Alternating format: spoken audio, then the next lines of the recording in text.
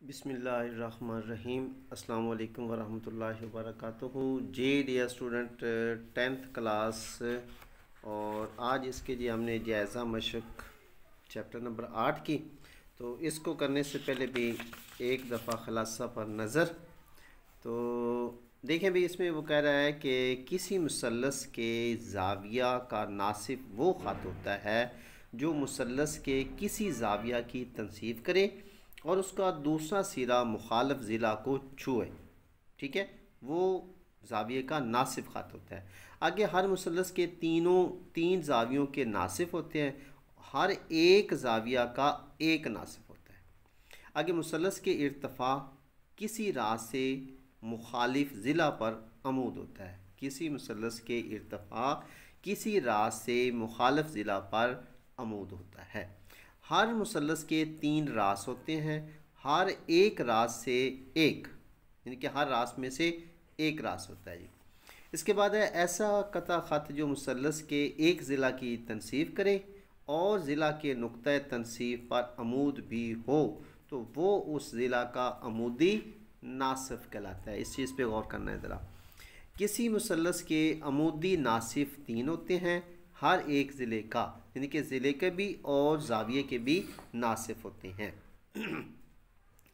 वो नुक्ता जिस पर मुसल्लस के तीनों ज़ावियों के नासिब वहाँ मिलते हैं मरकज़ महसूर कहलाता है। महसूर अंदर की तरफ जो होता है, महसूर घिरा हुआ। ठीक है, उसके बाद है जी वो नुक्ता जिस पर मुसल्लस के वो नुक्ता जिस पर मुसल्लस के तीनों इर्तफ़ा मिलते हैं मुसल्लस का मरकज़ अमूद कहलाता है जी। इसके बाद है वो नुक्ता जिस पर मुसल्लस के इज़ला के तीनों अमूदी नासिब मिलते हैं मुसल्लस का मरकज़ मुहासिर कहलाता है। और नंबर 10 है वो नुक्ता जिस पर मुसल्लस के तीनों वस्तानिये मिलते हैं मुसल्लस का मरकज़ सिकल कहलाता है जी। और 11 ऑप्शन है कि दायरा के साथ हम मस्तवी ऐसा ख़त जो दायरा को सिर्फ एक नुक्ता पर काटता है दायरे का मुमास कहलाता है, कि दायरे के बाहर की तरफ से किसी भी नुक्ता को जो छूता हुआ ख़त गुजरे वो मुमास कहलाता है जी।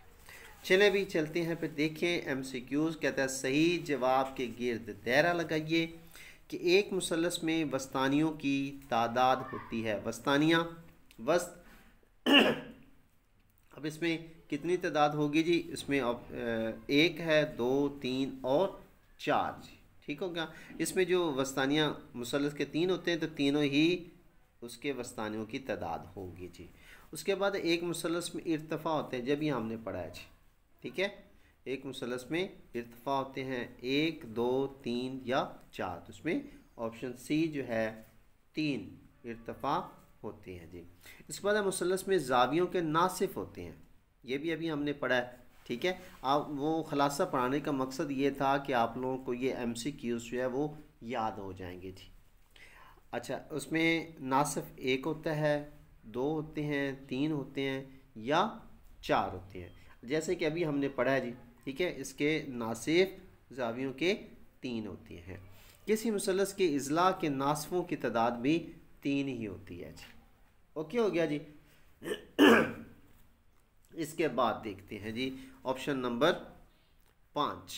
मुसल्लस के ज़ावियों के नासिफ होते हैं, जो मुसल्लस के ज़ावियों के नासिफ निसफ होते हैं, एक नुक्ता पर मुर्तकिज़ होते हैं, हम ख़त होते हैं, आपस में अमूदन होते हैं या गैर हम नुक्ता होते हैं जी। तो भाई जो मुसल्लस के ज़ावियों के नासिफ होते हैं वो एक नुक्ता पर मुर्तकिज़ होते हैं। इस तरीके से मुसल्लस के वस्तानिये होते हैं, ये भी एक नुक्ता पर ही मुर्तकिज़ होते हैं। आमुखात गैर आमुखात या 4 नहीं होते, एक नुक्ता पर मुर्तकिज़ होते हैं जी। इसके बाद आ गया जी ऑप्शन आपका जी 7 नंबर। उसमें क्या कहते हैं कि मुसल्लस के इर्तफ़ा होते हैं, मुसल्लस के इर्तफ़ा होते हैं, क्या होते हैं जी? एक नुक्ता पर मुर्तकिज़, हम ख़त, गैर हम ख़त या 5। ठीक है, तो मुसल्लस के इर्तफ़ा जो हैं वो एक ही नुक्ता पर मुर्तकिज़ होते हैं।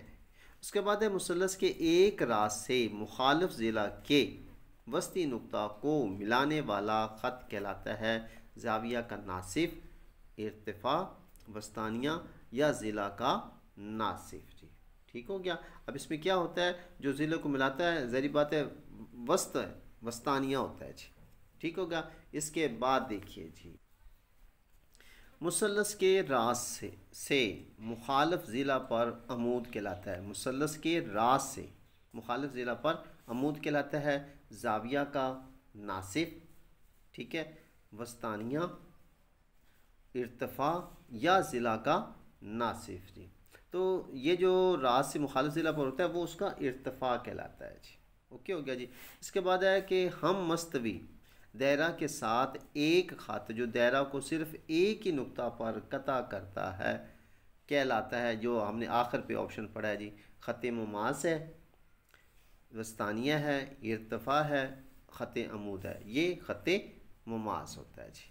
तो जी डियर स्टूडेंट, ये थी हमारे आज की वीडियो और ये आज का हमारा 10th क्लास का चैप्टर नंबर 8 के MCQs थे, तो जो हमने डिस्कस किए हैं। उम्मीद है कि ये वीडियो आपके लिए बहुत ही हेल्पफुल होगी।